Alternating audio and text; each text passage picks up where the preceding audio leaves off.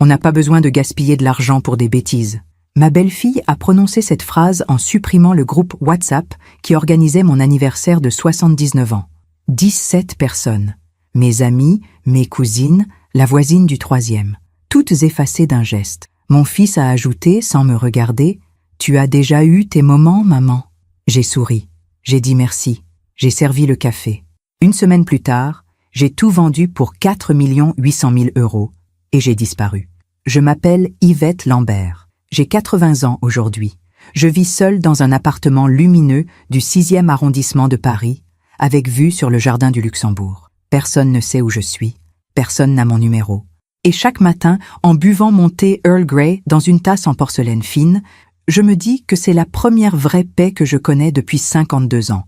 Mais avant d'en arriver là, il y a eu une vie entière, une vie que j'ai donnée, une vie qu'on m'a prise, miette par miette, sourire par sourire, en me faisant croire que c'était de l'amour. Il y a 6 ans, je vivais encore dans la grande maison familiale de Neuilly-sur-Seine. 4 étages, un jardin avec un magnolia centenaire, des lustres en cristal que ma belle-mère m'avait légués.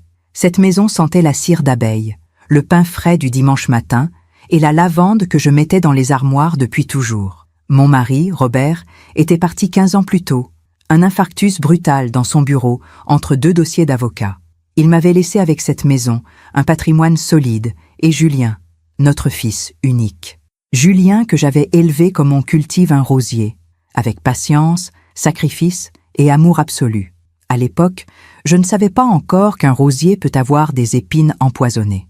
Chaque jeudi, je préparais le déjeuner pour Julien, sa femme Delphine et mes 2 petits-enfants, Léa et Thomas. Je passais la matinée à cuisiner. Blanquette de veau, gratin dauphinois, tarte tatin. Je mettais la nappe brodée, les couverts en argent, les verres en cristal. Delphine arrivait toujours la première. Grande, mince, le regard froid, malgré le sourire poli. Elle inspectait la table comme on inspecte un hôtel 3 étoiles. « Ah, Yvette, vous avez encore sorti les verres en cristal? C'est tellement fragile, avec les enfants. » Je rangeais les verres. Je sortais ceux en verre ordinaire. Vous avez raison, Delphine. Je me souviens d'un jeudi de février. Il pleuvait. J'avais fait un bœuf bourguignon, celui que Julien adorait depuis l'enfance. Delphine a goûté une bouchée, a reposé sa fourchette et a dit « C'est un peu lourd, non? On essaie de manger plus léger, nous. » Julien n'a rien dit. Il a continué à manger, les yeux sur son téléphone. Léa, ma petite fille de 12 ans, m'a regardée. Elle a chuchoté « Moi, je trouve que c'est délicieux, mamie. » J'ai souri. J'ai caressé ses cheveux. Ce soir-là, en rangeant la cuisine, j'ai retrouvé au fond d'un tiroir la petite cuillère en argent que ma mère m'avait donnée le jour de mon mariage. Elle était ternie, presque noire. Je l'ai tenue dans ma main, et pour la première fois depuis des années, j'ai senti quelque chose se briser doucement en moi. Mais je l'ai reposée. J'ai fermé le tiroir. Et j'ai continué. Parfois, on donne tout à ceux qu'on aime sans se rendre compte qu'on se perd soi-même. Et vous, avez-vous déjà senti qu'on vous prenait pour acquise? Racontez-moi dans les commentaires, j'aimerais vous lire. Ce que je ne savais pas encore, c'est que ce jeudi de février n'était que le début. 3 mois plus tard, tout allait basculer. Pour comprendre comment j'en suis arrivée là, il faut que je vous ramène en arrière, très loin en arrière. J'avais 24 ans quand j'ai rencontré Robert Lambert. C'était un samedi après-midi de mai à la sortie de la Sorbonne. Je venais de terminer ma licence de lettres. Lui finissait son droit. Il portait un costume gris anthracite, une cravate bleu marine, et il tenait à la main un exemplaire de L'étranger de Camus. Quand nos regards se sont croisés dans l'escalier de la faculté, il m'a souri et m'a dit « Mademoiselle, vous avez laissé tomber quelque chose. » C'était mon stylo, un Mont Blanc que mon père m'avait offert pour mon diplôme. Il me l'a tendu. Nos doigts se sont touchés. Je m'appelle Robert. Yvette. 6 mois plus tard, nous étions mariés. Robert venait d'une famille de la haute bourgeoisie parisienne. Son père était notaire, sa mère présidente d'une œuvre caritative. Ils avaient une propriété à Fontainebleau, un appartement avenue Foch et des relations dans tout Paris. Moi, je venais d'une famille modeste de Lyon. Mon père était professeur de lycée, ma mère couturière. Quand Robert m'a présenté à ses parents, j'ai vu dans les yeux de sa mère cette lueur, celle qui juge en silence. Mais Robert m'aimait, profondément, sincèrement. Tu es la femme la plus intelligente et la plus belle que j'ai jamais rencontrée, Yvette. Peu importe d'où tu viens. Ce qui compte, c'est où nous allons ensemble. Et nous sommes allés loin. La maison de Neuilly, Nous l'avons achetée 3 ans après notre mariage, grâce à l'héritage de la grand-mère de Robert et à ses premiers succès comme avocat. C'était une bâtisse du 19e siècle, avec des moulures au plafond, un escalier en marbre, et ce jardin magnifique où poussait un magnolia que personne n'avait le droit de toucher. Je me souviens du jour où nous avons reçu les clés. Robert m'a porté dans ses bras pour franchir le seuil, comme dans les films américains. Nous avons ri comme des enfants. C'est notre château, Yvette, le château de notre vie. Julien est né 2 ans plus tard, un matin de septembre, sous une pluie douce. Je l'ai tenu dans mes bras, ce petit être parfait, et j'ai su que ma vie avait trouvé son sens. Robert était fou de joie. Il a planté un cerisier dans le jardin pour célébrer la naissance de son fils. Un arbre pour chaque grande joie, disait-il. Pendant 25 ans, cette maison a été un sanctuaire. J'y ai élevé Julien avec toute la douceur dont j'étais capable. Je lui lisais des histoires le soir, je lui préparais ses goûters préférés, je l'accompagnais à ses cours de piano, de tennis, de tout ce qu'il voulait. Robert travaillait beaucoup, mais il était présent. Chaque dimanche, nous déjeunions en famille dans la salle à manger, sous le lustre en cristal. Robert découpait le rôti, je servais les légumes, Julien racontait sa semaine. Ces dimanches sentaient le romarin, le vin rouge et le bonheur simple. Le jour du mariage de ma mère, elle m'avait offert une petite cuillère en argent. C'est tout ce que j'ai de précieux, Yvette. Garde-la toujours près de toi. Elle vient de ma grand-mère. Elle a traversé 3 guerres, 2 famines, et elle est encore là, comme nous. J'ai gardé cette cuillère dans un tiroir de ma cuisine, enveloppée dans un mouchoir brodé. Chaque fois que je la voyais, je pensais à ma mère, à ma lignée, à toutes ces femmes qui avaient tenu bon. Je ne savais pas encore que, moi aussi, j'aurais besoin de tenir bon. Quand Julien a eu 18 ans, il est parti étudier à Sciences Po. Robert était si fier, moi aussi. Mais la maison est devenue soudainement trop grande, trop silencieuse. Robert a commencé à travailler encore plus. Moi, je suis devenue bénévole dans une association qui aidait les femmes en difficulté. Je donnais des cours d'alphabétisation, j'écoutais leurs histoires, je les aidais à remplir des formulaires administratifs. Ces femmes m'appelaient Madame Yvette, avec respect. Elles me remerciaient pour mon temps, pour ma patience. Personne à cette époque ne m'avait encore dit que je gaspillais quoi que ce soit. Robert est mort un mardi matin de novembre, à 59 ans. Il était à son bureau. Son associé l'a trouvé effondré sur son dossier en cours. L'ambulance est arrivée trop tard. Quand on m'a appelé, j'ai cru qu'on s'était trompé de numéro. Robert était fort, Robert était immortel. Mais non, les mois qui ont suivi sont flous. Julien est rentré de Paris. Il a géré les obsèques, la succession, les papiers. Il était efficace, presque froid. Je pense qu'il gérait son chagrin comme Robert l'aurait fait, en se concentrant sur l'action. Moi, je me suis effondré en silence. 2 ans après la mort de Robert, Julien m'a présenté Delphine. « Maman, je voudrais que tu rencontres quelqu'un d'important. » Delphine avait 28 ans, un diplôme de grande école de commerce et l'assurance de ceux qui n'ont jamais douté d'eux-mêmes. Elle m'a serré la main fermement et m'a dit « Enchantée, Yvette, Julien m'a beaucoup parlé de vous. Pas Madame Lambert, pas belle-maman. Yvette. » J'ai souri, j'ai servi le thé, j'ai sorti les petits gâteaux que je faisais toujours pour les occasions. Et pendant qu'ils parlaient de leur avenir, de leurs projets, de leur désir d'acheter un appartement dans le Marais, je les ai regardés avec fierté. Mon fils était heureux. C'était tout ce qui comptait. Ce que je ne voyais pas encore, c'est que cette rencontre marquait la fin de quelque chose. La fin de l'époque où j'étais Yvette Lambert, la femme aimée et respectée. Le début de l'époque où je deviendrais Yvette, l'obstacle à gérer. Le mariage a eu lieu 1 an plus tard, dans une propriété du Vexin que les parents de Delphine avaient louée pour l'occasion. 200 invités, un orchestre, des roses blanches partout. J'ai porté une robe lavande que j'avais fait faire sur mesure. Delphine m'avait dit « Surtout pas de noir, Yvette, ça fait vieille veuve. » J'ai souri. J'ai choisi le lavande. Pendant la cérémonie, j'ai pleuré. Pas de tristesse, de joie. Mon fils se mariait. Il avait l'air heureux. C'était tout ce qu'une mère pouvait espérer. Mais quand Julien a prononcé ses vœux, il a dit « Delphine, tu es la femme de ma vie. Avec toi, je construis un avenir nouveau. Un avenir nouveau. Pas notre avenir. Pas l'avenir de notre famille. Nouveau. » Ils ont emménagé dans un appartement du 11e arrondissement. Moderne, lumineux, minimaliste. Delphine avait tout choisi. Les meubles scandinaves, les murs blancs, les plantes vertes dans des pots en céramique mate. Quand je suis venue pour la première fois, j'ai apporté un cadeau. le service à thé en porcelaine de Limoges que la mère de Robert m'avait offert à mon mariage. 12 tasses, 12 soucoupes, la théière, le sucrier, une pièce de collection. Delphine l'a déballé avec un sourire poli. « Oh, c'est vintage. Merci Yvette. Je vais voir où je peux le ranger. » Je ne l'ai jamais revu sur leur table. Léa est née 2 ans après le mariage. Thomas, 3 ans après. Je suis devenue grand-mère à 64 ans. Et ces 2 enfants sont devenus la lumière de ma vie. J'allais les garder 2 fois par semaine. Je leur lisais des histoires, je leur faisais des crêpes, je les emmenais au parc Monceau nourrir les canards. Léa m'appelait « Mamie Yvette ». Thomas disait « Mamie », en tendant ses petits bras vers moi. Mais peu à peu, les choses ont commencé à changer. Delphine avait des règles très précises.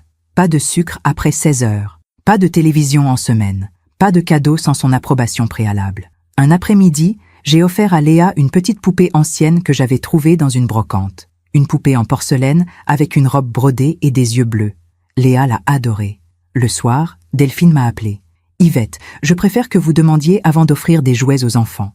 Cette poupée est fragile et Léa est encore petite. En plus, on essaie de limiter les objets à la maison. Vous comprenez ? Oui, bien sûr, pardon. Ce n'est pas grave, mais la prochaine fois, demandez. » J'ai raccroché. J'ai regardé le téléphone dans ma main. Demandez. Demandez la permission d'offrir un cadeau à ma petite fille. Les déjeuners du jeudi sont devenus une tradition. Delphine a proposé que ce soit un moment de cohésion familiale régulier. Julien a trouvé l'idée excellente. Moi, j'étais heureuse. Je les voyais toutes les semaines. Je pouvais cuisiner pour eux, leur montrer mon amour à ma façon. Mais avec le temps, les remarques sont devenues plus fréquentes. « Vous mettez beaucoup de beurre, Yvette. Ce n'est pas un peu trop salé ? Ah, encore de la viande rouge ? On essaie de manger moins de viande, nous. » Je modifiais les recettes. J'achetais des légumes bio. Je réduisais les portions. Julien ne disait rien. Il mangeait en silence, les yeux sur son téléphone. Un jeudi, j'ai fait une tarte aux fraises. Les fraises venaient du marché de Neuilly. Je les avais choisies une par une. La pâte était maison, dorée, parfaite. Delphine a pris une part, a goûté et a dit « C'est dommage, Yvette. Les fraises ne sont pas de saison. Elles viennent sûrement d'Espagne, bourrées de pesticides. Nous, on n'achète que des fruits de saison. » Léa a dit « Mais moi, je la trouve délicieuse, mamie. » Delphine lui a lancé un regard. « On ne parle pas la bouche pleine, Léa. » Ce soir-là, en nettoyant la cuisine, j'ai ouvert le tiroir où je gardais la petite cuillère en argent de ma mère. Je l'ai sortie, je l'ai regardée. Elle était encore ternie. Je ne l'avais pas nettoyée depuis des mois, peut-être des années. Je l'ai tenue dans ma main et j'ai senti quelque chose de froid traverser ma poitrine. Quand avais-je cessé de prendre soin de moi ? Quand avais-je commencé à m'excuser d'exister ?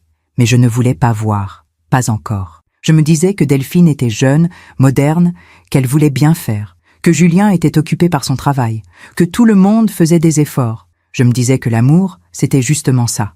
S'adapter, se plier, comprendre. Alors j'ai rangé la cuillère, j'ai fermé le tiroir et j'ai continué à cuisiner, à sourire, à m'excuser. 3 mois plus tard, en mai, j'ai reçu un message de Delphine. « Yvette, on a créé un groupe WhatsApp pour organiser votre anniversaire de 79 ans. On a invité vos amis, vos cousines, tout le monde. Ça va être une belle fête. » J'ai ouvert le groupe. Il y avait 17 personnes. Mes amis de l'association, mes cousines de Lyon, Madame Dufour du 3e étage, même Sylvie, mon amie d'enfance. Elle parlait déjà du menu, de la décoration, des cadeaux. J'ai souri. J'ai écrit « Merci mes chéris, vous êtes merveilleuses. » Pendant quelques jours, j'ai suivi les conversations avec émotion. Elles s'organisaient, elles riaient, elles se souvenaient d'anecdotes. Puis, un matin, en ouvrant mon téléphone, j'ai vu que le groupe avait disparu, supprimé. J'ai appelé Delphine. « Delphine ? Le groupe WhatsApp, il a disparu ?» Un silence. Puis, « Ah oui, Yvette, on a réfléchi avec Julien. Finalement, on trouve que c'est trop compliqué. Trop de monde, trop d'organisation. Et puis franchement, on n'a pas besoin de gaspiller de l'argent pour des bêtises. On fera quelque chose de simple, en famille. Ce sera mieux. » Ma gorge s'est serrée.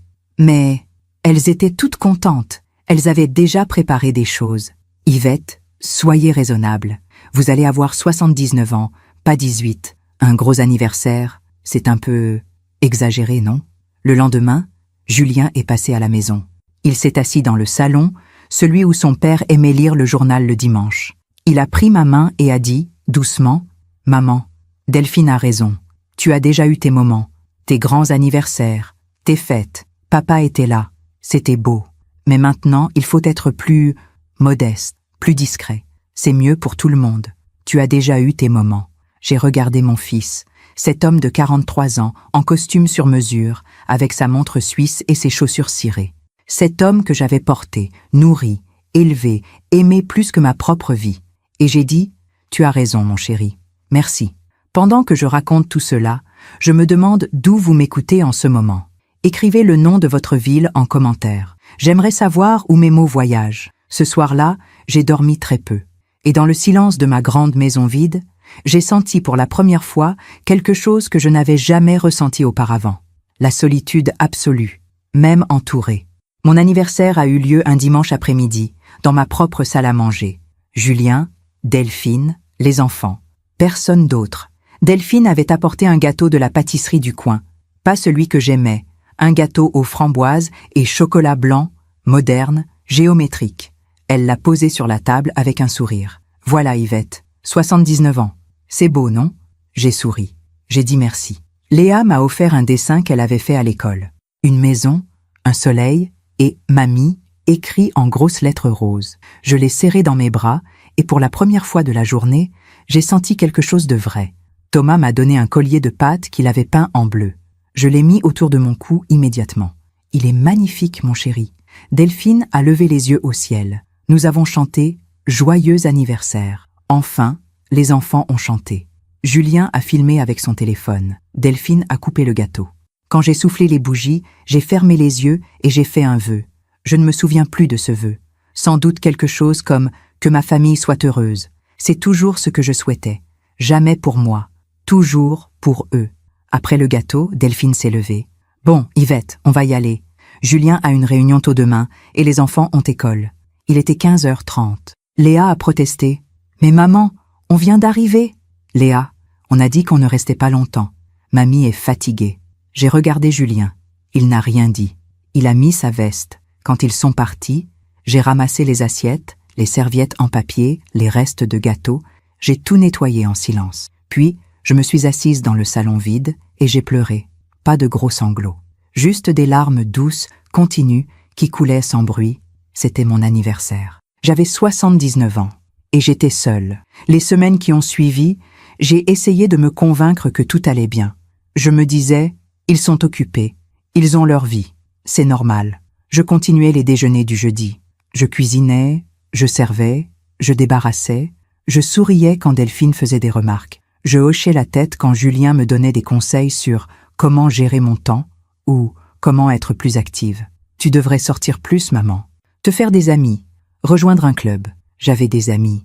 Sylvie, que je connaissais depuis 56 ans. Madame Dufour, ma voisine, les femmes de l'association, mais je ne les voyais presque plus. Pourquoi? Parce que j'étais disponible.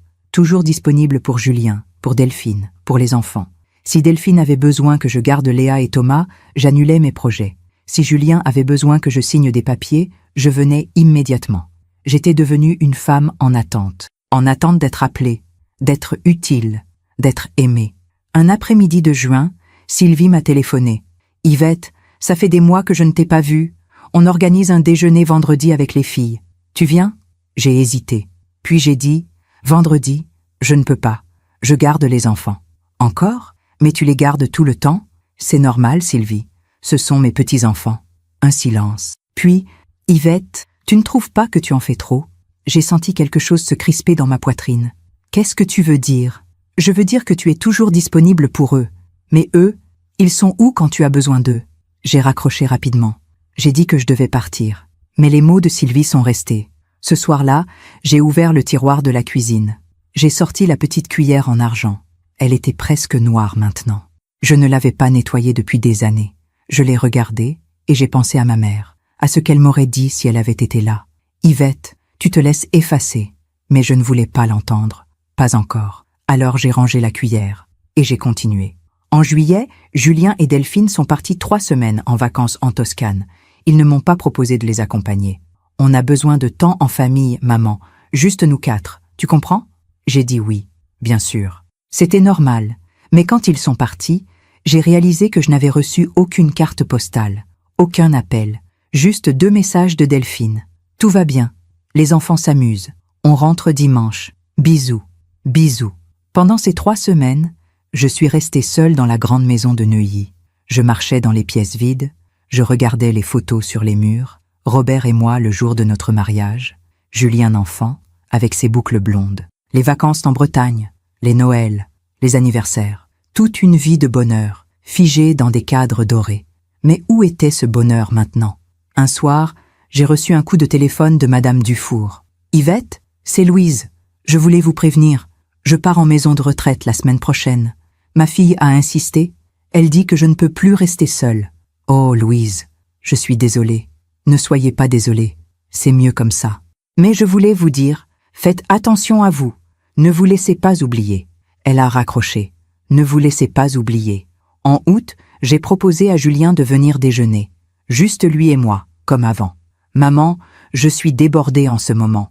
On se voit jeudi prochain, comme d'habitude. » Oui, bien sûr. Le jeudi suivant, ils ont annulé. « Désolée Yvette, Thomas a un rhume. On préfère rester à la maison. » J'ai préparé le déjeuner quand même. J'ai mis la table. J'ai attendu. Personne n'est venu. À 19h, j'ai tout rangé. J'ai mangé seule, debout dans la cuisine, une assiette de gratin froid. Ce soir-là, j'ai pris la petite cuillère en argent. Et cette fois, je ne l'ai pas rangée. Je l'ai emportée dans le salon. Je me suis assise sous le lustre en cristal, celui qui avait éclairé tant de dîners, tant de rires, tant de vie. Et j'ai frotté la cuillère avec un chiffon doux, lentement, patiemment. Pendant 1 heure, j'ai frotté jusqu'à ce que l'argent retrouve un peu de son éclat. Ce n'était pas parfait. Il restait des taches, des zones ternes. Mais on voyait à nouveau le métal précieux dessous. J'ai tenu la cuillère dans ma main et j'ai pensé, si cette cuillère peut encore briller, peut-être que moi aussi. Mais je ne savais pas encore comment. Et surtout, je ne savais pas encore ce qui m'attendait. Je me demande encore, qu'auriez-vous fait à ma place? Auriez-vous continué à tout accepter ou auriez-vous dit quelque chose? Dites-le moi en commentaire. Parce que ce qui allait se passer en septembre allait tout changer. Pour toujours. Septembre est arrivé avec ses pluies douces et ses journées qui raccourcissent. J'avais pris une décision. Je n'allais plus attendre qu'on m'appelle. J'allais vivre ma vie. J'ai appelé Sylvie. Nous avons déjeuné ensemble dans une brasserie du 16e. Elle m'a parlé de son voyage en Grèce, de ses petits-enfants, de ses cours de yoga. « Yvette, tu as l'air fatiguée. »« Je vais bien, Sylvie. Vraiment. » Mais elle m'a regardée avec cette intensité des amis qui nous connaissent depuis toujours. « Tu es sûre ?» J'ai hoché la tête. J'ai changé de sujet. Le jeudi suivant, j'ai préparé le déjeuner comme d'habitude. Mais cette fois, j'ai fait ce que j'aimais. Un poulet rôti aux herbes, comme Robert l'adorait. Des pommes de terre fondantes. Une tarte au citron meringuée. Quand Delphine est arrivée, elle a regardé la table et a soupiré. « Encore un repas trop copieux, Yvette. On essaie de faire attention, vous savez. » J'ai souri poliment.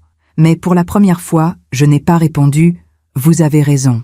J'ai dit « J'ai cuisiné ce que j'aime cuisiner ». Un silence. Delphine a levé un sourcil. Puis, elle s'est assise sans rien ajouter. Julien n'a rien remarqué.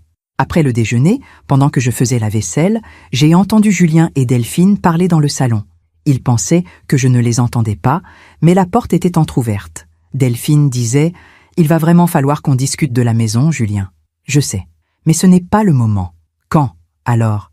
Elle a 79 ans. Il faut anticiper. Delphine, s'il te plaît. Pas maintenant. Ma gorge s'est serrée. J'ai continué à laver les assiettes, les mains tremblantes dans l'eau savonneuse. Anticiper quoi? Le soir, j'ai cherché dans mes tiroirs un vieux carnet où je notais des choses importantes. Des adresses, des dates, des papiers administratifs. En le feuilletant, je suis tombée sur une note que j'avais écrite des années auparavant, après la mort de Robert. La maison est à moi. Le notaire l'a confirmé. Robert me l'a laissée en usufruit viager. Julien l'aura à ma mort. C'est mon refuge. Personne ne peut me l'enlever. J'ai relu cette phrase plusieurs fois. Personne ne peut me l'enlever. Mais pourquoi est-ce que cette phrase me rassurait soudainement moins? 2 semaines plus tard, Julien est passé me voir un mardi après-midi. Sans prévenir, sans Delphine. Il s'est assis dans la cuisine, là où nous avions l'habitude de prendre le goûter quand il était enfant. « Maman, je voulais te parler. » Mon cœur s'est accéléré. « Oui, mon chéri? Cette maison, elle est grande, non? » « Oui, elle l'a toujours été. Trop grande pour une personne seule. Tu ne trouves pas? » J'ai senti quelque chose se glacer en moi. « Je me débrouille très bien, Julien. Je sais, maman, mais tu vieillis. L'entretien coûte cher, le chauffage, le jardin, les réparations. Tu as pensé à une solution plus simple? Plus simple comment? Il a hésité. Puis, un appartement. Plus petit, plus moderne. Avec un ascenseur, peut-être même avec des services, tu serais plus confortable. J'ai regardé mon fils, cet homme qui avait grandi dans cette maison, qui avait joué dans ce jardin, qui avait appris à faire du vélo sous le magnolia. Julien, cette maison est ma vie. Je sais, maman. Mais justement, il faut penser à l'avenir. L'avenir. Encore ce mot. Après son départ, je suis montée dans ma chambre. J'ai ouvert l'armoire et j'ai sorti une boîte en carton que je n'avais pas touchée depuis des années. À l'intérieur, il y avait des lettres. Des lettres que Robert m'avait écrites quand nous étions jeunes. Des photos de nous, des billets de train de nos voyages et une enveloppe Kraft avec l'entête d'un notaire. Je l'ai ouverte. C'était le testament de Robert, avec une note manuscrite qu'il avait ajoutée « Ma chère Yvette, cette maison est à toi. Elle sera toujours à toi. Tu pourras y vivre aussi longtemps que tu le souhaiteras. Je veux que tu te sentes en sécurité. Toujours. Je t'aime. Robert. » J'ai tenu cette lettre contre mon cœur, et j'ai pleuré. Robert m'avait protégée, même après sa mort. Mais est-ce que cela suffirait? Le lendemain, j'ai reçu un message de Delphine. « Yvette, on a trouvé une résidence senior magnifique à Montrouge. Moderne, sécurisée, avec des activités. On pourrait aller la visiter ensemble ce week-end? Juste pour voir. Sans engagement. » J'ai relu le message 3 fois. Une résidence senior. Ils voulèrent que je quitte ma maison. J'ai appelé Sylvie. Je lui ai tout raconté. « Yvette, écoute-moi bien. Ils n'ont aucun droit. Cette maison est à toi. Ils ne peuvent pas t'obliger à partir. Je sais. Mais, et si Julien avait raison? Et si j'étais trop vieille pour cette maison? Yvette, tu as 79 ans, pas 109. Tu es en pleine forme. Tu conduis, tu cuisines, tu jardines. Ne les laisse pas te faire croire que tu es une charge. » Ces mots m'ont fait du bien. Mais ils m'ont aussi fait peur, parce qu'ils confirmaient ce que je commençais à ressentir. On voulait me déplacer, me ranger, me mettre quelque part où je serais moins encombrante. Le week-end suivant, j'ai accepté d'aller visiter la résidence. C'était un bâtiment moderne, tout en verre et en béton. À l'entrée, une hôtesse souriante nous a accueillis. « Bonjour, vous venez pour une visite? C'est merveilleux. Vous allez adorer notre établissement. » Elle nous a fait visiter. Des couloirs blancs, des chambres petites mais fonctionnelles. Une salle commune avec une télévision et des fauteuils en cuir. Ici, vous aurez tous les services. Repas préparés, ménage, animation, sorties culturelles. Vous n'aurez plus à vous soucier de rien. Delphine souriait. « C'est parfait, non Yvette ?» J'ai regardé les chambres. J'ai regardé les couloirs. J'ai regardé les vieux messieurs et dames assis dans la salle commune, le regard vide devant la télévision. Et j'ai senti une panique sourde monter en moi. Ce n'était pas une résidence, c'était une salle d'attente. Une salle d'attente pour la mort. Dans la voiture, sur le chemin du retour, Delphine a dit « Alors, qu'en pensez-vous? Les studios à 45 mètres carrés sont très bien. Et avec votre retraite et la vente de la maison, vous pourriez vous offrir un des plus grands. La vente de la maison. » Elle l'avait dit si naturellement, comme si c'était une évidence. « Je n'ai jamais dit que je voulais vendre ma maison, Delphine. » Un silence. « Bien sûr, Yvette, on ne parle que d'une option. Pour plus tard. » Mais dans ses yeux, j'ai vu autre chose. De l'impatience. Ce soir-là, j'ai sorti la petite cuillère en argent. Je l'avais nettoyée et elle brillait maintenant d'un éclat doux.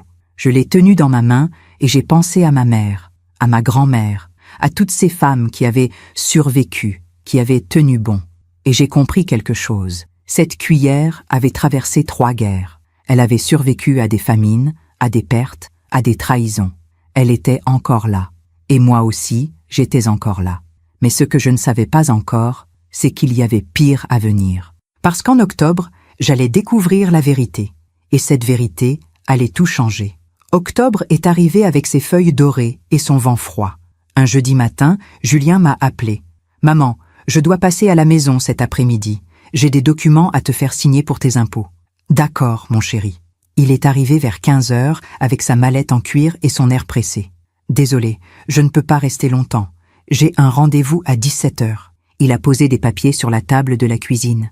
Des formulaires administratifs, des déclarations. « Tu signes ici, ici et là. » J'ai signé sans lire. J'ai toujours fait confiance à mon fils. Mais pendant qu'il rangeait les documents, une feuille est tombée de sa mallette. Elle a glissé sous la table. Julien ne l'a pas vue. Il est parti rapidement en me faisant la bise. À jeudi prochain, maman. J'ai ramassé la feuille. C'était une estimation immobilière. Maison familiale, 247 mètres de, jardin 400 mètres de, Neuilly-sur-Seine. Estimation, 4 800 000 €. En dessous, une note manuscrite de l'écriture de Delphine. Prévoir visite expertise octobre, vérifier frais notaires plus succession. Calculé par après-vente résidence senior. J'ai relu ces lignes. 1 fois, 2 fois, 10 fois. Mes mains tremblaient. Ils avaient déjà fait estimer la maison. Sans me demander, sans m'en parler. Ils calculaient déjà combien ils gagneraient. Je me suis assise. J'ai posé la feuille devant moi. 4 800 000 €. C'était donc ça. Ce n'était pas pour mon bien. Ce n'était pas pour me protéger. C'était pour l'argent. J'ai attendu 3 jours avant de faire quoi que ce soit. J'avais besoin de comprendre, de vérifier, de ne pas réagir trop vite. Le dimanche, j'ai appelé Sylvie. Je lui ai tout raconté. « Yvette, il te vole ta vie. Mais Sylvie, peut-être qu'il pense vraiment à mon bien. Peut-être que... Yvette, arrête. Arrête de chercher des excuses. Ils ont fait estimer ta maison sans ton accord. Ils calculent déjà l'argent qu'ils vont récupérer. C'est clair. J'ai fermé les yeux. J'ai senti les larmes couler. Qu'est-ce que je fais? Tu te protèges. Tu appelles un notaire. Tu vérifies tes droits. Et surtout, tu ne signes plus rien sans lire. Le lundi matin, j'ai pris rendez-vous avec Maître Lecomte, le notaire qui avait géré la succession de Robert. Il m'a reçu dans son bureau lambrissé, avec ses vieux meubles et son odeur de papier ancien. « Madame Lambert, que puis-je pour vous ?» Je lui ai tout expliqué. La résidence senior, l'estimation, les pressions. Il m'a écouté en silence. Puis il a ouvert un dossier. « Madame Lambert, je vais être très clair. Votre mari vous a laissé cette maison en usufruit viager. Cela signifie que vous êtes la seule à pouvoir décider de ce qui arrive à cette maison de votre vivant. Personne, absolument personne, ne peut vous obliger à la vendre ou à la quitter. Même votre fils. Même si je suis vieille, même si je deviens fragile, même dans ce cas, sauf si un juge vous déclare inapte, ce qui nécessiterait une procédure juridique complexe et des preuves médicales solides. Vous êtes en parfaite santé mentale, n'est-ce pas? Oui. Alors vous êtes protégé. J'ai respiré profondément. Mais ils peuvent demander cette procédure? Il a hésité. Techniquement, oui. Mais c'est rare, difficile et souvent rejeté par les tribunaux. Surtout si vous êtes autonome et lucide. En sortant de chez le notaire, j'ai marché longtemps dans les rues de Paris. J'ai traversé le pont Alexandre III, j'ai longé la Seine, j'ai regardé les bateaux-mouches passer, et j'ai pensé à toutes ces années, à tous ces déjeuners où j'avais avalé les remarques en souriant, à tous ces moments où j'avais mis mes envies de côté pour eux, à toutes ces fois où j'avais dit « oui » alors que je voulais dire « non ». Je m'étais effacée, progressivement, doucement, sans bruit, et ils en avaient profité. Le jeudi suivant, ils sont venus déjeuner comme d'habitude. J'avais préparé un pot-au-feu, simple, sans prétention. Pendant le repas, Delphine a dit « Au fait, Yvette, on a repensé à la résidence de Montrouge. Il y a une journée portes ouvertes samedi. On pourrait y aller tous ensemble, avec les enfants. Ça leur montrerait où mamie pourrait habiter. » Léa a levé les yeux. « Mamie va déménager? Peut-être, ma chérie, dans un endroit plus adapté. » Thomas a dit « Mais j'aime bien la maison de mamie. » Delphine a souri. « Tu aimeras aussi sa nouvelle maison. » Je les ai regardés. Julien mangeait en silence. Delphine parlait avec assurance. Les enfants nous regardaient, perdus. Et j'ai senti quelque chose se briser en moi. Pas de la colère, pas encore. Juste une clarté absolue. Ils avaient décidé de ma vie, sans moi. Après le déjeuner, pendant que Delphine emmenait les enfants dans le jardin, Julien est resté dans la cuisine avec moi. « Maman, il faut qu'on parle sérieusement. Je t'écoute. » Il a sorti son téléphone, a ouvert des photos. « Regarde, c'est un appartement de 70 mètres carrés, dans une résidence avec service, proche du métro, lumineux, moderne. Avec la vente de cette maison, tu pourrais l'acheter comptant et même avoir de l'argent de côté. » J'ai regardé les photos. Un appartement blanc, impersonnel, avec des meubles Ikea et des murs vides. « Et cette maison ?» J'ai demandé doucement. « On la vendrait. Évidemment. Évidemment. » Il a froncé les sourcils. « Quoi? Tu as un problème avec ça? » Julien, c'est ma maison. Non, maman. Techniquement, c'est notre maison. Papa me l'a laissée. Tu n'en as que l'usufruit. J'ai senti mon sang se glacer. L'usufruit viager, Julien. Ce qui signifie qu'elle est à moi tant que je suis vivante. Il a levé les yeux, surpris. Tu es allé voir un notaire? Oui. Un silence. Long. Lourd. Maman, tu ne vas pas commencer à être difficile quand même. On essaie de t'aider. M'aider? Ou vous aider? Il a ouvert la bouche, l'a refermée. Puis il a dit, d'une voix dure que je ne lui connaissais pas, « Tu sais combien coûte l'entretien de cette maison? Tu sais combien ça vaut? Presque 5 millions d'euros, maman. 5 millions qui dorment pendant que tu t'obstines à vivre seule dans 4 étages. C'est égoïste. Égoïste. Mon fils venait de me traiter d'égoïste. Ce soir-là, après leur départ, je suis montée dans ma chambre. J'ai ouvert l'armoire. J'ai sorti la petite cuillère en argent. Elle brillait maintenant, propre, claire, magnifique. Je l'ai tenue dans ma main et j'ai pensé à ma mère. Garde-la toujours près de toi. Elle a traversé 3 guerres. Elle est encore là, comme nous. Et j'ai compris. Cette cuillère n'était pas juste un objet. C'était un symbole de survie, de résistance, de dignité. Ma mère me l'avait donnée pour me rappeler que les femmes de ma lignée ne se laissaient pas détruire. J'ai pris une décision ce soir-là. Je ne partirai pas. Je ne vendrai pas. Je ne me laisserai pas effacer. Mais je savais aussi que le combat ne faisait que commencer. Parce qu'il ne lâcherait pas. Pas avec 5 millions d'euros en jeu. 2 jours plus tard, j'ai reçu un message de Delphine. « Yvette, on doit parler. Julien est très contrarié. Vous ne pouvez pas nous bloquer comme ça. On veut juste votre bien. Appelez-moi. » Je n'ai pas répondu. Et pour la première fois depuis des années, je me suis sentie forte, parce que j'avais enfin compris la vérité. Il ne me voyait plus comme une mère, comme une grand-mère, comme une personne. Il me voyait comme un obstacle de 4 800 000 euros. Pendant 1 semaine, je n'ai répondu à aucun message, ni de Julien, ni de Delphine. J'avais besoin de silence, de réflexion, de force. Chaque matin, je me levais, je prenais mon thé dans la tasse en porcelaine fine et je regardais le jardin par la fenêtre. Le magnolia perdait ses feuilles. L'automne faisait son œuvre. Mais moi, je ne me sentais plus en train de perdre quoi que ce soit. Je me sentais en train de retrouver quelque chose, moi-même. Le jeudi suivant, ils sont venus quand même, sans prévenir, sans demander. J'ai entendu la sonnette à 13h. J'ai ouvert. Julien se tenait sur le perron, le visage fermé. Delphine était derrière lui, les bras croisés. Les enfants n'étaient pas là. « Maman, il faut qu'on parle. » Entre, Julien. Nous nous sommes assis dans le salon. Le même salon où nous avions fêté tant de Noël, tant d'anniversaires, tant de moments heureux. Maintenant, il ressemblait à un tribunal. Julien a commencé d'une voix calme, trop calme. « Maman, on ne comprend pas ton comportement. On essaie de t'aider, et toi, tu nous bloques. Tu refuses de nous écouter. Tu vas voir un notaire dans notre dos. Tu ne réponds plus à nos messages. » J'ai pris une profonde inspiration. « Julien, j'ai trouvé l'estimation immobilière. » Un silence. Delphine a pâli légèrement. Julien a détourné le regard. « Ah, vous avez fait estimer ma maison sans me le dire. Vous calculez déjà combien vous allez gagner. Vous préparez mon départ comme on prépare un déménagement de meubles. » Delphine a levé la main. « Yvette, ce n'est pas comme ça. On voulait juste avoir des informations. Pour anticiper, pour vous protéger. » Me protéger? Ou vous protéger, vous? Julien s'est levé brusquement. « Maman, arrête, tu dramatises tout. On pense à ton avenir. Cette maison est trop grande, trop coûteuse, trop compliquée pour toi. Dans quelques années, tu ne pourras plus la gérer. On veut éviter que tu te retrouves dans une situation difficile. Je me débrouille très bien, Julien. J'ai 79 ans, pas 100. 79 ans, maman. Tu te rends compte? Tu pourrais tomber dans les escaliers, avoir un malaise, et personne ne serait là.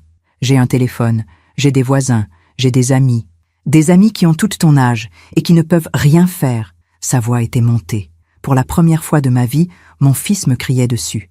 Delphine s'est levée à son tour. « Yvette, soyons honnêtes. Cette maison vaut presque 5 millions d'euros. Vous vivez seule dedans. Vous n'en profitez même pas. Pendant ce temps, nous, on vit dans un appartement de 90 mètres carrés avec 2 enfants. On est serré. On manque de place. » J'ai regardé Delphine. Cette femme que j'avais accueillie dans ma famille, à qui j'avais donné mon service en porcelaine, pour qui j'avais cuisiné pendant des années. « Donc c'est ça. Vous voulez ma maison. On ne veut pas votre maison, Yvette. On veut que vous soyez raisonnable. » Raisonnable ou obéissante? Julien s'est approché de moi. Il a posé sa main sur mon épaule. « Maman, écoute-moi. Je suis ton fils. Je t'aime. Mais je dois aussi penser à ma famille, à mes enfants, à leur avenir. Cette maison, c'est mon héritage. Papa me l'a laissé. Papa me l'a laissé à moi, Julien, en usufruit viager. Un détail technique, maman. Ce n'est pas un détail, c'est une volonté. Ton père voulait que je sois protégée, que j'aie un toit, Toujours. Il ne savait pas que tu vivrais jusqu'à 80 ans, 90, peut-être 100. Pendant ce temps, moi, je dois attendre. Attendre que tu meurs pour avoir ma maison. Ces mots sont tombés comme un coup près. Attendre que tu meurs. J'ai regardé mon fils, cet homme que j'avais porté pendant 9 mois, que j'avais nourri, élevé, aimé plus que ma propre vie. Et il venait de me dire qu'il attendait ma mort. Je me suis levé lentement. J'ai retiré sa main de mon épaule. « Julien, je crois que tu devrais partir maintenant. Maman, s'il te plaît, pars. » Delphine a attrapé son sac. « Très bien, Yvette, puisque c'est comme ça, mais réfléchissez bien, parce qu'on ne pourra pas toujours être là pour vous. Si vous refusez notre aide, vous vous débrouillerez seul. C'est ce que je fais depuis 15 ans, Delphine, depuis que Robert est mort. Ils sont partis. La porte s'est refermée. J'ai entendu leur voiture démarrer dans l'allée, et je me suis effondré sur le canapé. J'ai pleuré, longtemps, profondément. Pas de tristesse seulement, de rage aussi, de déception, de chagrin. Mon fils, mon propre fils, il m'avait traité comme un obstacle, comme une vieille femme encombrante qui bloquait son héritage. Où était passé le petit garçon qui me disait « Je t'aime, maman », chaque soir avant de dormir? Où était passé l'homme que j'avais cru élever avec amour et respect? Les jours suivants ont été les plus difficiles de ma vie. Julien ne m'a pas appelé, pas un message, pas un mot. Delphine non plus. J'ai essayé de contacter Léa et Thomas, mais leur téléphone sonnait dans le vide. J'ai compris qu'on leur avait interdit de me parler. Sylvie est venue me voir. Elle m'a apporté des fleurs, du thé et sa présence. « Yvette, tu as fait ce qu'il fallait. » « Mais j'ai perdu mon fils, Sylvie. »« Non, ton fils s'est perdu lui-même. Ce n'est pas ta faute. Mais mes petits-enfants, ils vont grandir sans moi. Peut-être, ou peut-être qu'un jour ils comprendront. Mais toi, tu as gardé ta dignité. Et ça, personne ne peut te l'enlever. » Une semaine après le conflit, j'ai reçu une lettre d'un avocat. Maître Fontaine, cabinet juridique du 9e arrondissement. Je l'ai ouverte avec les mains tremblantes. « Madame Lambert, nous représentons Monsieur Julien Lambert, dans le cadre d'une procédure de sauvegarde familiale. Notre client s'inquiète pour votre santé et votre capacité à gérer votre patrimoine de manière autonome. Nous vous demandons de bien vouloir accepter une expertise médicale afin d'évaluer votre état de santé mentale et physique. Dans l'intérêt de tous, nous vous conseillons vivement de coopérer. » J'ai relu la lettre 3 fois. Une expertise médicale, pour évaluer ma santé mentale. Il voulait me faire déclarer inapte. J'ai appelé Maître Lecomte immédiatement. « Madame Lambert, ne vous inquiétez pas. Cette lettre est une intimidation. Ils ne peuvent pas vous forcer à passer une expertise sans décision d'un juge. Et pour obtenir cette décision, ils devraient prouver que vous êtes en danger. » « Mais, ils peuvent essayer ? » ?»« Ils peuvent. Mais avec votre lucidité, votre autonomie et l'absence de preuves médicales, ça ne passera jamais. Ne cédez à aucune pression. » Ce soir-là, je me suis assise dans la cuisine. J'ai sorti la petite cuillère en argent. Elle brillait doucement sous la lumière. Et j'ai pris une décision. Je ne me battrai pas contre eux. Je ne rentrerai pas dans leur jeu juridique. Je ne passerai pas les prochaines années de ma vie à me défendre contre mon propre fils. Non, j'allais faire quelque chose de plus radical. Quelque chose qu'ils ne verraient jamais venir. Je me demande encore si j'ai fait le bon choix. Et vous? Qu'auriez-vous fait à ma place? Parce que ce que j'ai décidé cette nuit-là a changé ma vie pour toujours. Et la leur aussi. Le lendemain de la lettre d'avocat, je me suis réveillée à l'aube. Le soleil se levait doucement sur le jardin. Le magnolia avait perdu toutes ses feuilles. Il était nu, dépouillé, mais toujours debout. Comme moi, j'ai préparé mon thé. Je me suis assise à la table de la cuisine, celle où Robert et moi prenions notre petit déjeuner pendant 35 ans. Et j'ai compris quelque chose de très simple. Cette maison n'était plus un refuge. C'était devenu une prison de souvenirs, de culpabilité, d'attente. J'attendais que Julien redevienne mon fils. J'attendais que Delphine me respecte. J'attendais que tout redevienne comme avant. Mais avant n'existait plus. J'ai appelé Maître Lecomte. « Maître, j'ai une question. Si je vends ma maison, est-ce légal ?» Un silence surpris. « Madame Lambert, vous êtes usufruitière viagère. Vous avez le droit d'occuper la maison, d'en jouir, mais pas de la vendre. La nue propriété appartient à votre fils. » Mon cœur s'est serré. Donc je suis piégée. Pas exactement. Vous pouvez proposer à votre fils de racheter votre usufruit. S'il accepte, vous touchez une somme d'argent et vous êtes libéré. Lui devient plein propriétaire et peut faire ce qu'il veut de la maison. Combien vaut mon usufruit? À votre âge, environ 40% de la valeur totale. Si la maison vaut 4 800 000 €, votre usufruit vaut approximativement 1 900 000 euros. J'ai noté ce chiffre sur un papier. 1 900 000 euros. C'était largement suffisant pour recommencer. J'ai réfléchi pendant 2 jours, puis j'ai pris ma décision. Je ne me battrai pas. Je ne resterai pas dans cette maison pour prouver quelque chose. Je ne passerai pas les dernières années de ma vie à me défendre contre mon propre fils. Non, j'allais partir, disparaître, recommencer, et leur donner exactement ce qu'ils voulaient, la maison. Mais à mes conditions. J'ai appelé Julien un mardi matin. Il a répondu à la 3e sonnerie d'une voix froide. « Maman, Julien, je voudrais te voir. Seul, sans Delphine. C'est important. » Un silence méfiant. De quoi s'agit-il? De la maison. Ah, enfin. Il est venu le lendemain. Il s'est assis dans le salon, raide, sur ses gardes. J'ai posé devant lui un document que Maître Lecomte avait préparé. Qu'est-ce que c'est? Une proposition de rachat d'usufruit. Tu me rachètes mon droit d'usage de la maison pour 1 900 000 euros. En échange, tu deviens plein propriétaire immédiatement. Tu pourras vendre, louer, faire ce que tu veux. Il a pris le document. Il a lu. Ses yeux se sont éclairés. Tu acceptes de partir? Oui. Pourquoi? J'ai pris une profonde inspiration. Parce que j'ai compris que cette maison ne m'appartient plus. Elle appartient à la cupidité, à la manipulation, à la trahison. Je ne veux plus vivre ici. Je ne veux plus me battre. Je veux la paix. Julien a relu le document. J'ai vu dans ses yeux un mélange de soulagement, de triomphe et quelque chose d'autre. De la culpabilité peut-être, mais très brève. 1 900 000, c'est correct. C'est l'estimation légale. Et tu vas aller où? Ça, ce n'est plus ton problème, Julien. Il a levé les yeux vers moi. Maman, signe, Julien. Ou refuse, mais décide maintenant. Il a signé, sans hésiter, sans négocier, sans même relire entièrement. Il a signé parce que c'était ce qu'il voulait depuis le début. Ma maison, mon héritage, mon effacement. Quand il est parti, il m'a fait la bise machinalement. J'espère que tu trouveras un endroit bien, maman. Merci, Julien. Il a hésité sur le perron. On pourra se voir? Peut-être, un jour. Mais je savais que non, je ne le reverrai pas. Les jours suivants ont été un tourbillon d'actions précises. J'ai vidé la maison. Pas tout, seulement ce qui comptait vraiment. Les lettres de Robert, les photos de famille, quelques livres, la petite cuillère en argent, le collier de pâte de Thomas, le dessin de Léa. Le reste, les meubles, les lustres en cristal, le service en porcelaine.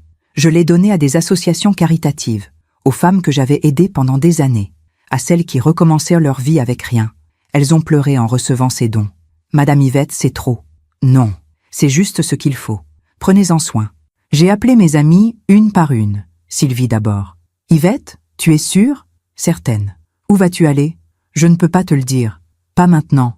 Mais je t'écrirai. Je te le promets. Elle a pleuré. Nous avons pleuré ensemble au téléphone. Tu es la femme la plus courageuse que je connaisse, Yvette. Madame Dufour, ma voisine, était déjà en maison de retraite. Je suis allée la voir une dernière fois. Elle m'a pris la main. Vous partez? Oui. Vous faites bien. Ne restez jamais là où on ne vous aime pas. Je vous écrirai, Louise. Non. Ne m'écrivez pas. Vivez. C'est tout ce qui compte. Le transfert d'argent a pris 10 jours.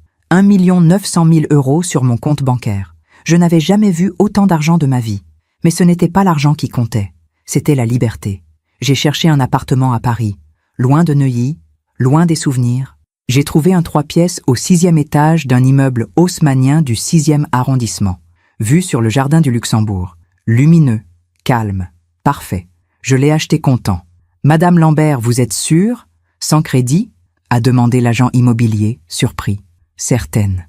Le jour du déménagement, je suis restée seule dans la maison vide. J'ai marché dans chaque pièce. Le salon où Julien avait fait ses premiers pas. La cuisine où Robert lisait le journal. Le jardin où nous avions planté le cerisier. J'ai touché les murs. J'ai fermé les yeux. J'ai respiré une dernière fois l'odeur de cire d'abeille et de lavande. Puis, j'ai fermé la porte derrière moi, sans me retourner. Julien n'est pas venu me dire au revoir. Delphine non plus. Personne n'est venu. J'ai laissé les clés chez le notaire, comme convenu, et je suis partie. Le soir même, j'ai changé mon numéro de téléphone. J'ai fermé mes comptes de réseaux sociaux. J'ai prévenu la poste de ne plus transférer mon courrier. Je voulais disparaître, complètement, définitivement. Et c'est ce que j'ai fait. Mon premier matin dans mon nouvel appartement, je me suis réveillée dans le silence. Pas le silence lourd et triste de Neuilly, le silence léger de la liberté. J'ai ouvert les fenêtres. L'air frais de novembre est entré. J'ai entendu les oiseaux dans le jardin du Luxembourg. J'ai préparé mon thé. Je me suis assise près de la fenêtre et j'ai pleuré. Mais cette fois, ce n'était pas de tristesse, c'était de soulagement. J'avais perdu ma maison, j'avais perdu mon fils, j'avais perdu mes petits-enfants, mais j'avais retrouvé quelque chose de plus précieux, moi-même. Le lendemain, j'ai sorti la petite cuillère en argent. Je l'ai posée sur ma nouvelle table, dans ma nouvelle cuisine, devant ma nouvelle fenêtre. Elle brillait doucement dans la lumière du matin, et j'ai souri. Merci maman, merci de m'avoir appris à survivre. Les semaines suivantes, j'ai recommencé à vivre. J'ai exploré mon quartier. J'ai trouvé une boulangerie où la vendeuse me sourit. Un café où je prends mon petit déjeuner le dimanche. Une librairie où je passe des heures. J'ai rencontré mes voisins. Monsieur Garnier, retraité de l'Éducation nationale. Madame Chen, pianiste. Sophie, jeune étudiante qui vit seule et à qui j'offre parfois des gâteaux. Ils ne me connaissent que comme Yvette du 6e. Ils ne savent rien de ma vie d'avant, de ma maison, de mon fils, et c'est exactement ce que je veux. Un matin de décembre, en buvant mon thé, j'ai pensé à Julien. Je me suis demandé s'il pensait à moi, s'il regrettait, s'il se demandait où j'étais. Puis j'ai chassé ses pensées. Julien avait fait son choix. Moi aussi. Le temps ferait le reste. Parce que j'ai appris quelque chose de très simple au cours de ces 79 ans. La vie rend toujours ce qu'on lui donne. La générosité attire la générosité. La manipulation attire la solitude. L'amour sincère revient, d'une façon ou d'une autre. Et la cupidité finit toujours par se dévorer elle-même. Je ne savais pas encore ce qui arriverait à Julien et Delphine, mais j'avais une intuition que le destin, ou le karma, ou Dieu, appelez ça comme vous voulez, avait sa propre façon de rétablir l'équilibre. Et j'avais raison. 3 ans ont passé, 3 ans de silence, de paix, de renaissance. J'ai eu 82 ans en mars dernier.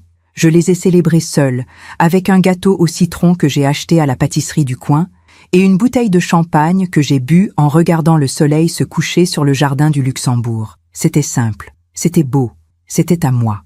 Ma vie avait pris une forme que je n'aurais jamais imaginée. Chaque matin, je me réveillais dans mon appartement lumineux. Je préparais mon thé Earl Grey dans ma tasse en porcelaine fine. Je m'asseyais près de la fenêtre et je regardais le monde s'éveiller. Certains jours, je lisais. D'autres, j'écrivais. J'avais commencé à tenir un journal pour mettre des mots sur ce que j'avais vécu, pour me comprendre, pour guérir. Le mercredi, je donnais des cours de français à des femmes migrantes dans une association du 14e arrondissement. Elles m'appelaient Madame Yvette avec respect et tendresse. Elles me remerciaient pour mon temps, pour ma patience. Elles ne savaient pas que c'était moi qui leur étais reconnaissante. J'avais retrouvé des amis. Sylvie, bien sûr, que je voyais tous les 15 jours pour déjeuner. Elle était la seule à connaître toute l'histoire. Tu as l'air tellement plus jeune, Yvette, tellement plus vivante. C'est parce que je vis, Sylvie. Vraiment, pour la première fois depuis des années. J'avais aussi rencontré Marguerite, une femme de 74 ans qui vivait au 4e étage de mon immeuble. Nous prenions le thé ensemble chaque dimanche. Elle me racontait sa vie de professeur de musique, ses voyages en Italie, ses petits-enfants qui venaient la voir régulièrement. « Vous avez des enfants, Yvette ?» J'en avais un. « Avait ?» C'est compliqué. Elle n'avait pas insisté. C'est ce que j'aimais chez elle. Elle respectait le silence. Pendant ces 3 années, je n'avais eu aucune nouvelle de Julien. Pas un appel, pas un message, pas une lettre. Je ne savais pas où il vivait. Je ne savais pas ce qu'il faisait. Je ne savais rien de Léa et Thomas. Parfois, la nuit, je pensais à eux. Je me demandais s'ils se souvenaient de moi, si Léa gardait encore mon dessin, si Thomas portait encore le collier de pâte. Mais je chassais vite ces pensées. J'avais fait mon deuil. Le deuil d'un fils vivant. Le deuil de petits-enfants que je ne verrais pas grandir. C'était douloureux, mais c'était nécessaire. Un jeudi d'avril, 3 ans et 2 mois après mon départ, j'étais à la boulangerie de mon quartier. La vendeuse, Céline, me connaissait bien maintenant. « Bonjour, Madame Yvette. Les croissants sont encore chauds. »« Parfait. J'en prends 3. » Pendant qu'elle préparait mon sac, j'ai entendu une voix derrière moi. Une voix que je connaissais. « 2 baguettes, s'il vous plaît. » Je me suis retournée lentement. C'était Delphine. Elle avait changé. Ses cheveux gris commençaient à apparaître. Son visage était marqué de rides profondes. Elle portait un jean délavé et un pull ordinaire. Plus de sac de marque, plus de manteau en cachemire. Elle ne m'avait pas vue. J'ai pris mon sac de croissants. J'ai payé. Et j'allais partir quand nos regards se sont croisés. Elle a ouvert grand les yeux. « Yvette ?» J'ai hésité. Puis j'ai dit doucement « Bonjour Delphine ». Un silence, long, pesant. Je ne savais pas que vous viviez dans le quartier. Depuis 3 ans. 3 ans? Mon Dieu, on vous a cherché partout. Je ne voulais pas être trouvée. Elle a baissé les yeux. J'ai vu quelque chose passer sur son visage. De la honte, peut-être. Vous avez 1 minute? Pour un café? J'ai regardé cette femme qui, 3 ans auparavant, avait organisé ma disparition comme on organise un déménagement de meubles. Et j'ai dit, d'accord. Nous nous sommes assises à la terrasse d'un café, rue de Seine. Delphine a commandé un café noir. Moi, un thé. Elle a commencé à parler, d'une voix basse, hésitante. Yvette, je ne sais pas par où commencer. Par le début, peut-être. Elle a pris une profonde inspiration.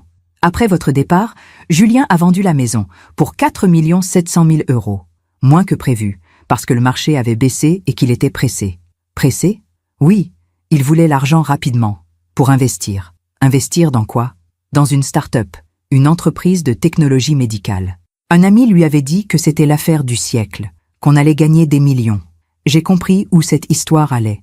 Et l'entreprise a fait faillite 8 mois plus tard. Fraude financière. Les dirigeants sont en prison. Les investisseurs ont tout perdu. Elle a levé les yeux vers moi. Julien a perdu 3 millions d'euros. J'ai senti quelque chose se serrer dans ma poitrine. Pas de la joie, pas de la satisfaction, de la tristesse. 3 millions? Oui, presque tout ce qu'il avait gagné avec la vente de la maison. Il lui reste environ 1 700 000, bloqués dans des placements qu'il ne peut pas toucher avant 10 ans. Et vous, votre appartement? On a dû le vendre. Pour rembourser des dettes, Julien avait emprunté pour investir encore plus. Il était sûr que ça allait marcher. Où vivez-vous maintenant? Elle a détourné le regard. Dans un 3 pièces à Montreuil, en banlieue. Les enfants partagent une chambre. C'est différent de ce qu'on avait. Nous avons bu nos boissons en silence. Puis elle a continué. Mais ce n'est pas le pire, Yvette. Qu'est-ce qui pourrait être pire? Mon mariage. Elle a sorti un mouchoir de son sac. Elle a essuyé ses yeux. Julien a changé après la perte de l'argent. Il est devenu amer, colérique. Il m'en voulait d'avoir encouragé l'investissement. Je lui en voulais d'avoir été si naïf. On se disputait tout le temps, devant les enfants.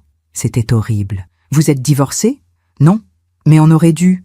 On reste ensemble pour les enfants, mais il n'y a plus rien entre nous. Plus d'amour, plus de respect, juste de la rancœur. Elle m'a regardé et j'ai vu dans ses yeux quelque chose que je n'avais jamais vu auparavant. Des regrets. Yvette, je sais que ce que je vais dire ne change rien, mais je suis désolée. Désolée de quoi? De tout. De la façon dont je vous ai traité, des remarques, de la pression, de l'estimation de la maison dans votre dos. J'étais avide, j'étais impatiente. Je voulais cette maison, cet argent, cette vie, et j'ai poussé Julien à faire des choses qu'il n'aurait peut-être jamais faites seul. Peut-être, mais il les a faites quand même. Je sais. Un silence. Puis j'ai demandé, doucement, « Et les enfants? Léa et Thomas ?» Le visage de Delphine s'est effondré. Léa a 17 ans maintenant. Elle est rebelle, en colère contre nous. Elle dit qu'on lui a menti, qu'on lui a fait croire que l'argent était plus important que la famille. Elle refuse de nous parler certains jours. Elle veut partir dès ses 18 ans. Et Thomas? Thomas a 14 ans. Il est triste, silencieux. Il dessine beaucoup. Des maisons, des jardins. Il dessine toujours la même chose. Une grande maison avec un magnolia. Ma gorge s'est serrée. La maison de Neuilly. Oui, il dit que c'est la seule maison où il a été vraiment heureux. Elle a pleuré, doucement, sans bruit. Vous savez ce qui est ironique, Yvette? On voulait la maison pour être heureux, pour avoir plus d'espace, plus de confort, plus de sécurité. Et maintenant, on a tout perdu. La maison, l'argent, le bonheur. Et moi. Oui, et vous. Elle m'a regardée à travers ses larmes. Léa demande souvent de vos nouvelles. Elle dit qu'elle veut vous revoir. Thomas aussi. Ils ne comprennent pas pourquoi vous êtes partis. Pourquoi vous ne leur parlez plus. Qu'est-ce que vous leur avez dit? La vérité. Qu'on vous a fait du mal. Qu'on vous a poussé à partir. Que c'est notre faute. J'ai fini mon thé. J'ai regardé cette femme qui avait tout eu et qui avait tout perdu. Et étrangement, je n'ai ressenti aucune satisfaction. Juste une tristesse immense. Delphine, la vie nous rend toujours ce qu'on lui donne. Vous le savez maintenant. Oui, vous avez voulu prendre ce qui n'était pas à vous. Vous avez poussé mon fils à trahir sa mère. Vous avez calculé, manipulé, menti, et aujourd'hui, vous payez le prix. Pas parce que je l'ai voulu, mais parce que c'est comme ça que fonctionne la vie. Elle a hoché la tête, incapable de parler. Je me suis levée. J'ai mis mon manteau. Yvette, Vous pourriez peut-être voir les enfants, juste une fois. Ils ont besoin de vous. Ils ont besoin de savoir que quelqu'un les aime vraiment. J'ai regardé Delphine. J'ai pensé à Léa, à Thomas, à ces enfants qui n'avaient rien fait de mal et qui payaient pour les erreurs de leurs parents. Je vais y réfléchir. Merci. Mais Delphine, sachez une chose. Si je revois mes petits-enfants, ce sera à mes conditions. Pas pour reconstruire une famille qui n'existe plus. Pas pour oublier ce qui s'est passé. Juste pour leur montrer qu'il y a une autre façon de vivre. Une façon fondée sur le respect, la dignité et l'amour véritable. Je comprends. Je suis partie.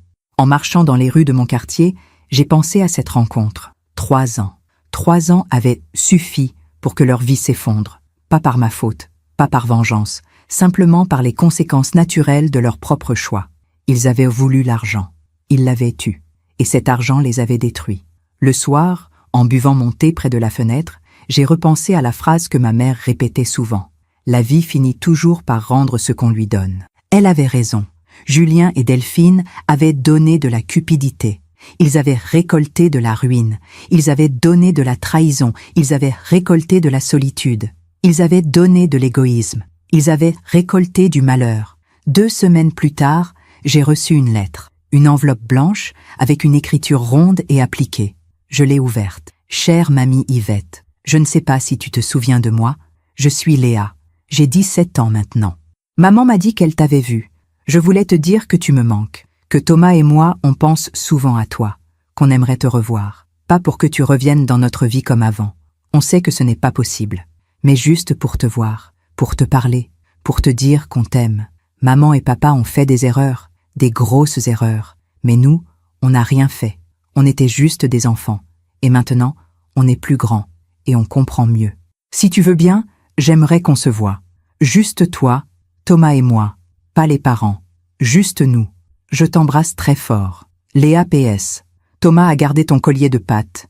Il le met encore parfois. J'ai relu cette lettre 3 fois. Puis j'ai pleuré. Parce que ces enfants n'avaient rien demandé. Ils avaient été pris dans une guerre qui n'était pas la leur. Et ils méritaient mieux. J'ai répondu à Léa le lendemain. Ma chérie, bien sûr que je me souviens de toi. Je n'ai jamais cessé de penser à vous. J'accepte de vous voir. Samedi prochain, 14h, au jardin du Luxembourg, près du bassin. Je serai sur le banc sous le marronnier. Venez, nous parlerons. Et nous verrons.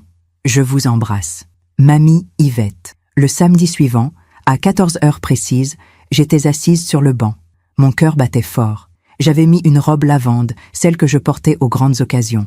Et puis je les ai vus. Léa, grande, mince, avec de longs cheveux bruns.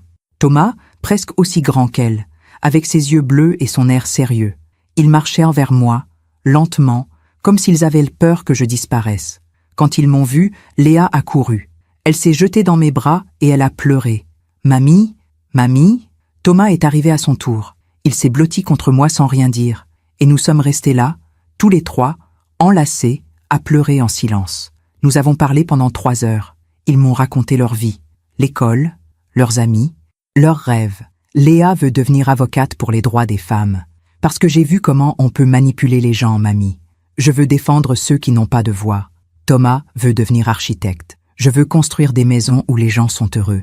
Des vraies maisons, comme celle de Neuilly. Je leur ai raconté ma nouvelle vie, mon appartement, mes cours de français, mes amis. « Tu es heureuse, mamie ?» a demandé Léa. « Oui, ma chérie.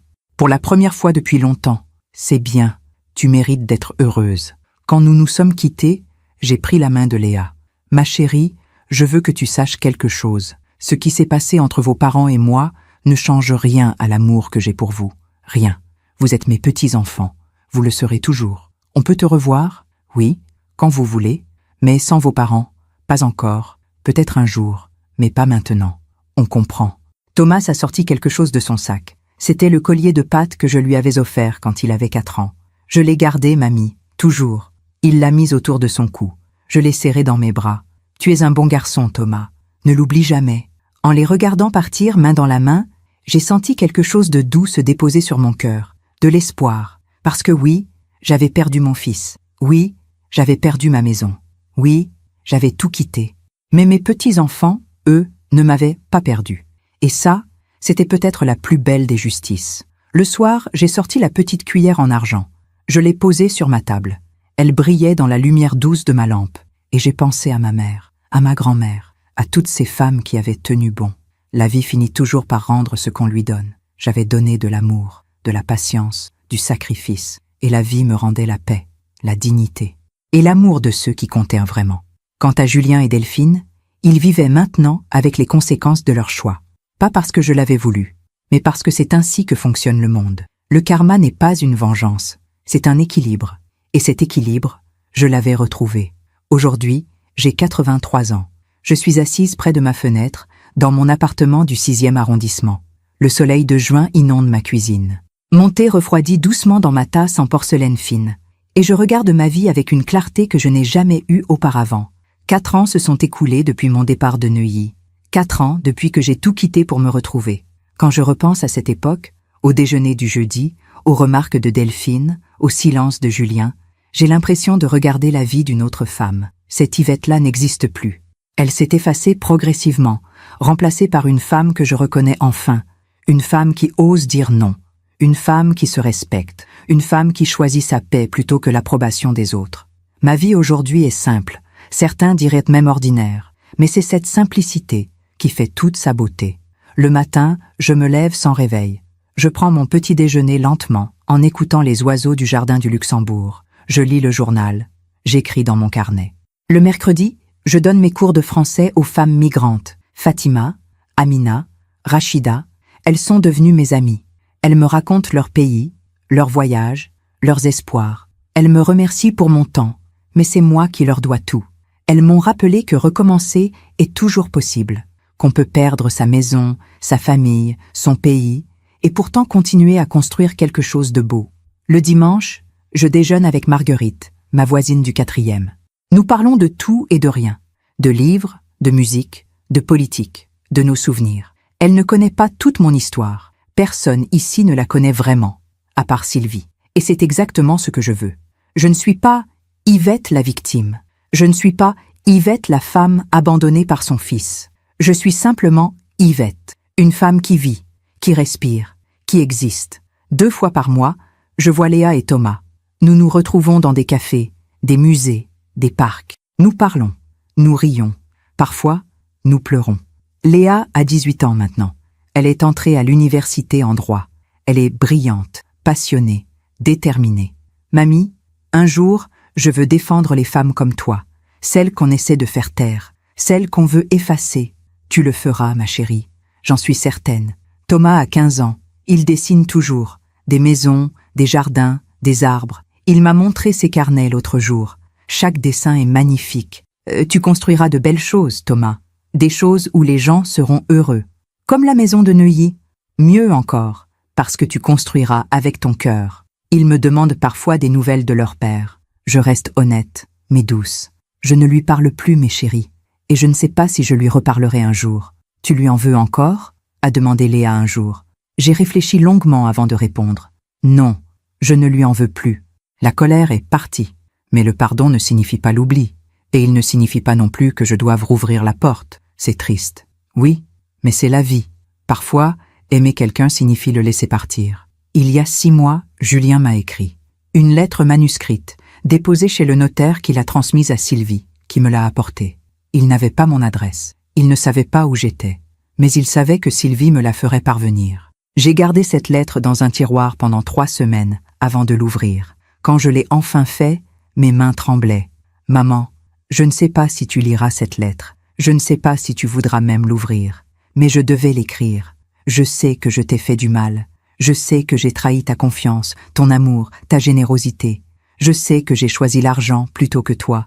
Et je sais que je ne peux pas revenir en arrière. J'ai tout perdu, maman. L'argent, la maison, mon mariage, en quelque sorte. Et surtout, je t'ai perdu, toi. Delphine et moi, on ne s'aime plus. On reste ensemble par habitude, par peur, peut-être par lâcheté. Les enfants le voient, ils souffrent. Léa est en colère contre moi. Thomas me regarde comme si j'étais un étranger. Et ils ont raison, parce que je suis devenue quelqu'un que je ne reconnais plus. Quelqu'un que papa n'aurait jamais voulu que je sois. Je ne te demande pas de me pardonner. Je ne te demande pas de revenir. Je ne te demande rien. Je voulais juste te dire que tu avais raison. Surtout. Et que je suis désolée. Ton fils qui t'aimera toujours, Julien. J'ai relu cette lettre plusieurs fois. J'ai pleuré. Pas de rage, pas de satisfaction, juste de tristesse, parce que j'ai reconnu dans ces mots l'enfant que j'avais élevé, celui qui était là, quelque part, sous les erreurs et les trahisons. Mais je n'ai pas répondu. Pas par méchanceté, pas par vengeance, simplement parce que je ne savais pas quoi dire. Le pardon est un chemin long et complexe. On nous dit souvent qu'il faut pardonner pour être en paix, que sans pardon, on reste prisonnier de la douleur. Mais j'ai appris quelque chose de différent. On peut pardonner sans revenir. On peut libérer la colère sans rouvrir la porte. On peut souhaiter du bien à quelqu'un sans vouloir le revoir. Le pardon, ce n'est pas effacer ce qui s'est passé. C'est accepter que ça s'est passé et choisir de ne plus porter ce poids. J'ai pardonné à Julien. Dans mon cœur, dans mon silence, dans ma paix. Mais je ne reviendrai pas. Parfois, en marchant dans le jardin du Luxembourg, je croise des femmes de mon âge, seules, fatiguées, le regard vide. Je les reconnais immédiatement. Ce sont des femmes qui ont tout donné, qui se sont effacées, qui ont attendu toute leur vie qu'on les aime en retour. Et je voudrais m'arrêter. Je voudrais leur dire, il n'est jamais trop tard. Il n'est jamais trop tard pour vous retrouver, pour choisir votre bonheur, pour dire non. Mais je ne le fais pas, parce que chacune doit trouver son propre chemin. Ce que j'ai appris, au fil de ces 83 années, c'est que la dignité n'a pas de prix. On peut perdre une maison, de l'argent, des relations, mais tant qu'on garde sa dignité, on garde l'essentiel. Ma dignité, je l'ai retrouvée le jour où j'ai décidé de partir, le jour où j'ai compris que je valais plus que ce qu'on me donnait. Et aujourd'hui, quand je me regarde dans le miroir, je vois enfin une femme que je respecte. Il y a quelques jours, Léa m'a demandé « Mamie, est-ce que tu regrettes tout ce que tu as fait pour papa, tous ces sacrifices ?» J'ai réfléchi longuement. « Non, ma chérie, je ne regrette pas l'amour que j'ai donné.